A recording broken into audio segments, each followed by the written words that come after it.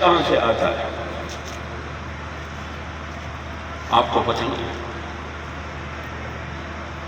پھر ہمیں بھی پتہ نہیں، پھر ہمیں بھی پتہ نہیں کہ 77 برس ہو گئے، ہمیں یہ پتہ نہیں ہے کہ اس ملک کا مالک 25 کروڑ عوام ہے یا چند جرنیل ہیں، ہمیں یہ پتہ نہیں، ہمیں بھی پتہ نہیں کہ اس ملک کا مالک وہ لوگ ہیں جو تنخواہ دینے والے ہیں، وہ لوگ ہیں اس ملک کا مالک، یا اس ملک کا مالک وہ لوگ ہیں جو تنخواہ لینے والے ہیں، یہ بھی ہمیں پتہ نہیں ہے، کوئی سمجھائے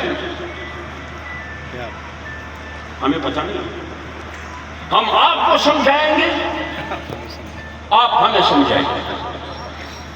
77 سال سے ہمیں پتہ نہیں ہے کہ اس ملک کو کون چلا رہا ہے، اس ملک کو جنات چلا رہے ہیں یا فرشتے چلا رہے ہیں۔ 77 سال ہو گئے اس ملک کے، خزانہ خالی، معیشت ڈوب گئی، معاشی عدم استحکام، معاشی بحران۔ یقین جانیے میں 60 کی دہائی کی سیاستدانوں کی تقاریر جب پلٹ کے دیکھتا ہوں، پڑھتا ہوں، وہ بھی یہی کہتے ہیں جو آج کے سیاستدان کہہ رہے ہیں، تو پھر فرق کیا ہوا؟ مفتی صاحب کی 60 کی دہائی کا تقریر میں پڑھ رہا تھا کسی کتاب میں، وہ یہی باتیں کر رہے ہیں اپنے تقریر میں کہ ملک میں سیاسی عدم استحکام ہے، ملک میں معاشی عدم استحکام ہے، ملک میں مہنگائی ہے، آج بھی یہی صورتحال ہے، ملک میں سیاسی بحران ہے، ملک میں معاشی بحران ہے، ملک میں سیکورٹی بحران ہے۔ 77 سال میں آپ نے ملک کو اپنے پاؤں پہ کھڑا نہیں کیا۔ بنگلہ دیش سے تو سبق سیکھیے، آپ سے الگ ہوا ملک ہے، بنگلہ دیش سے تو سبق سیکھیے۔ چین آپ کے بعد وجود میں آیا ہے، اس سے تو سبق سیکھیے۔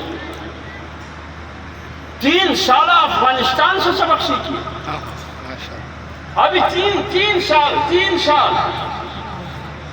سال پہلے افغانستان میں اس جماعت کی حکومت آئی جس جماعت کو آپ نے بین الاقوامی سطح پر دہشت گرد قرار دیا تھا، آپ قطر دوحہ میں اس کے ساتھ بیٹھ کے،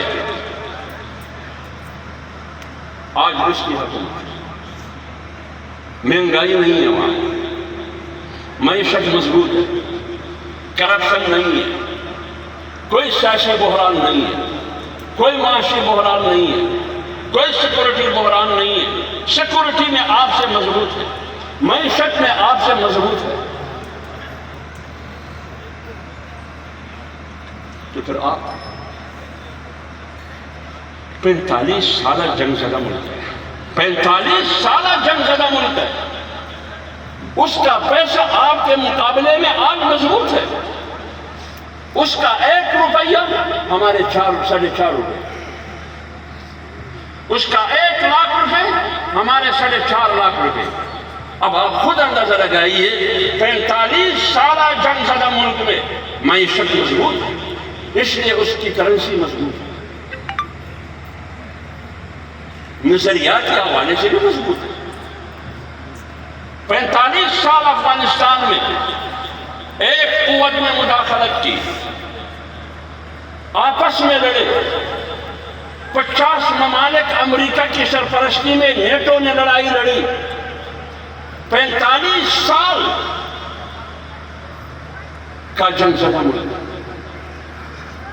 آج 45 سال میں بھی اور آج بھی اور اس سے پہلے بھی کہیں بھی کسی بھی محلے میں، کسی بھی شہر میں، کسی بھی صوبے میں، کسی بھی گاؤں میں مدعی نبوت پیدا نہیں ہوا، اور پاکستان میں جو اسلام کے نام پر بنا، ربوں میں ایک جوڑے نبی کے امتی ہزاروں میں پڑے، لاکھوں میں۔ یہ افغانستان میں میں ہمیشہ کہتا ہوں کہ افغانستان میں کیوں جھوٹے نبی نہیں ہے، افغانستان میں کیوں یہ فرقہ نہیں ہے، یہ فتنہ قیدانی؟ پاکستان میں کیوں؟ اس لیے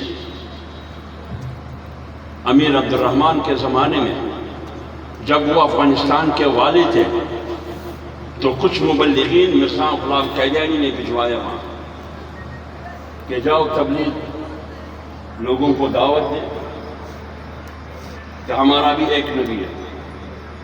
جب امیر عبد الرحمن کو پتہ چلا تو انہوں نے بلایا، جی کیا مدعا ہے بھائی؟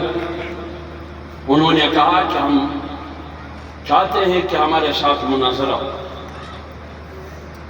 انہوں نے کس بات پر؟ اس بات پر مناظرہ ہو کہ ہم سمجھتے ہیں کہ محمد کے بعد نبی ہے اور وہ نبی ہے مرزا غلام۔ میر عبد الرحمن نا حیران ہو گئے۔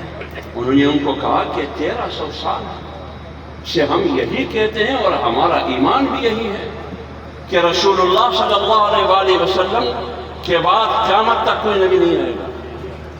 عجیب لوگ پیدا ہو گئے ہیں آپ لوگ۔ ابھی آپ کہتے ہیں کہ نبی بھی ہے اور اگر کوئی مناظرہ کرنے کے لیے تیار ہے تو مناظرہ بھی کروں گا۔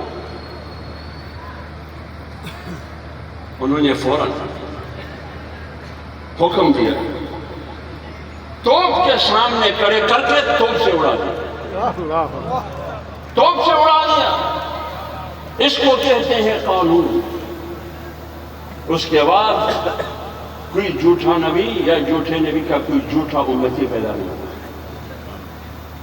پاکستان میں نظام بھی جھوٹا، حکم